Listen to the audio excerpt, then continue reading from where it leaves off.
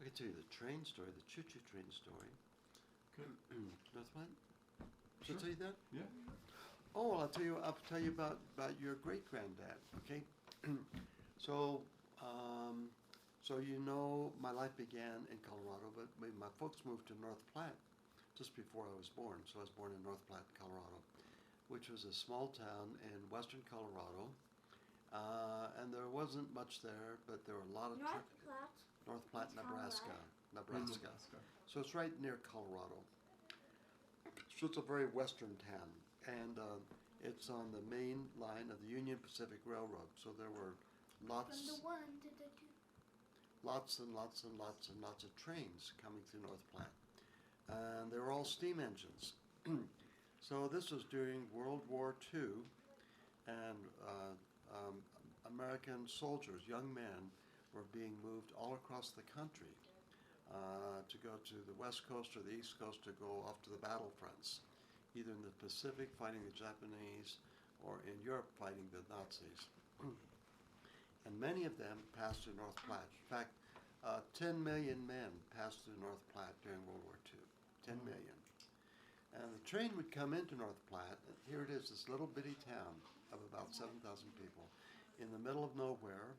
And these are young men, 17, 18, 19, 20 years old, going off to war, not sure if they're going to come home alive, and going off to probably the greatest adventure of their life. And the train would stop in North Platte, and it had to stop there for about 20 minutes because the old trains, steam trains, had to be serviced. You had to fill up the water tanks with water, and fill up the coal tanks with coal, and they had to oil the bearings on the wheels so that the wheels would not freeze up. And that'd take about 20 minutes. And so the men could get off the train when they're there. So what happened was that all of the ladies of eastern Colorado and western Nebraska agreed to come and to have a party for the men with the train stop. And there were maybe 40 or 50 trains a day stopping in North Platte every day. I think it was about 6,000 soldiers a day came through the town. And the ladies would make food for them. So they would come into the train station with like maybe 1,000 pies and 1,000 cakes, maybe 10,000 sandwiches plus coffee, all free. And they'd set up a bouquet for the men to you know, but they also had a piano there. And my dad was a wonderful piano player, and he'd go there and he'd play the piano, and some of the young girls would come in. Some of the young girls would come in and dance with the soldiers while he was playing the piano. And do what? They dance. They just dance. So these were men who were going off to die, and so these young girls would come in and these young boys, and so they'd have a dance. They'd have a party there, and Dad would play the piano for that. And it was called the Great North Platte Canteen.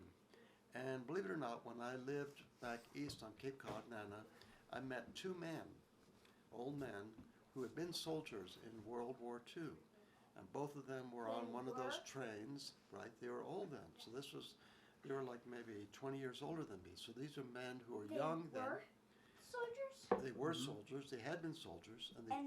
And they had gone through North Platte, and they had stopped and been treated there. And they just said they never, ever forgot what happened to them because they were so lonesome and so scared and so excited. And then they had this big party in the middle of nowhere. And North Platte is in the middle of nowhere. It's thousands of miles from anywhere, from anything. Neat. So that's called the Great North Platte Canteen. And I have a book about that. Cool. It's called Once Upon a Town.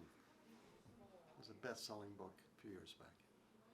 Neat. Oh, Okay. the New York Times bestseller book? It's a New York Times best-selling book. Briefly. Not for